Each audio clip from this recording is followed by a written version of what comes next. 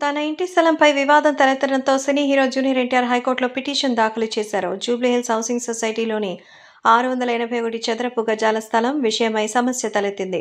తాను ఆ స్థలాన్ని గీత అనేటువంటి మహిళ నుంచి 2003లో కొనుగోలు చేశానని, చట్ట ప్రకారం అన్ని అనుమతులు పొంది అదే ఏడాది ఇంటి నిర్మాణం కూడా చేపట్టానని జూనియర్ ఎన్టీఆర్ చెప్తున్నారు. కానీ ఆ భూమిని ఎన్టీఆర్కి అమ్మిన వ్యక్తులు దానిని 1996లోనే తమ వద్ద తనఖా పెట్టి రుణాలు పొందారంటూ SBI, oriental bank of commerce, ఇన్సర్ ఇండ్, బ్యాంక్ ఆఫ్ బరోడా బ్యాంకులు సర్ఫేసీ యాక్ట్ కింద డెట్ రికవరీ ట్రిబ్యునల్ను ఆశ్రయించారు. మరి తన ఇంటి స్థలంపై వివాదం తలెత్తడంతో సినీ హీరో జూనియర్ ఎన్టీఆర్ హైకోర్టులో పిటిషన్ దాఖలు చేశారు.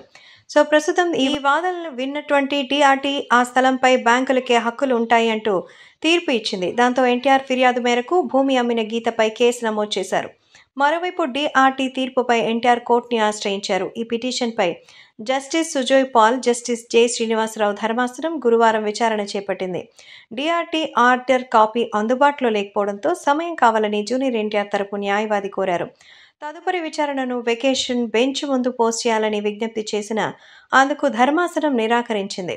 విచారణని జూన్ 6 వరకు వాయిదా వేసింది. కేసుకు సంబంధించిన అన్ని వివరాల డాక్యుమెంట్స్ని జూన్ 3లోగా అందజేయాలని ఈ సందర్భంగా కోర్టు కూడా తెలియజేసింది.